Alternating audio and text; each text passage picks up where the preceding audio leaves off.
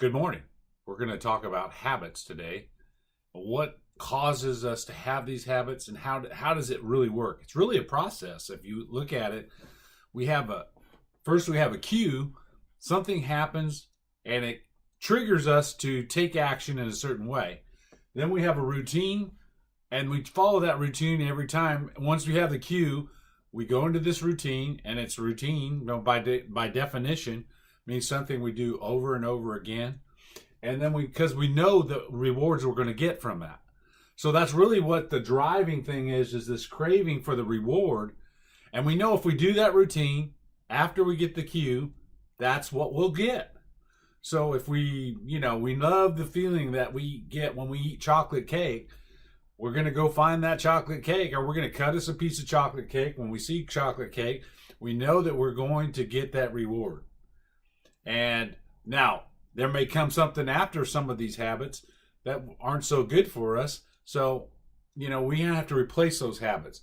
But understanding what cues it, what causes us to want that chocolate cake, at 8, 9 o'clock at night, when we're perfectly full from dinner, but we're wanting that chocolate cake or that ice cream, whatever it might be, there's something happens. Sometimes it might be a commercial break.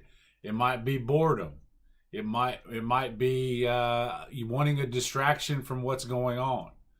You may be feeling sorry for yourself or sad today, or whatever the trigger is. And you say, I deserve a break. I'm going to have some chocolate cake because I know it's going to make me feel good. Well, you will feel good. Now, you won't feel good the next day because you'll say, why did I eat that chocolate cake?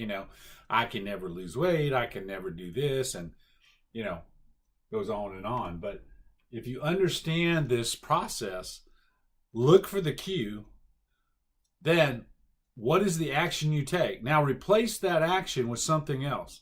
So if it's getting up and getting the chocolate cake is the action, or the ice cream, if that's what you prefer, then replace that action with something else.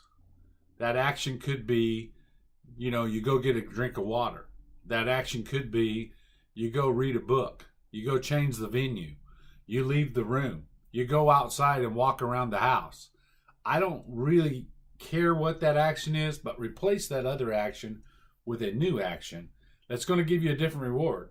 Now, the reward for that, you need to write down, what do you feel like when you go do that other action, and what do you get out of that? And now, those rewards might be short-term and long-term. So, because everything has a consequence, usually short-term and long-term. So by putting off eating that chocolate cake or that dessert today, what are the rewards you're going to get? Is that worth the action you're taking at this point in time? So I hope this is helpful in you working on your habits. And I'll be back at another date to talk about this again. Thank you.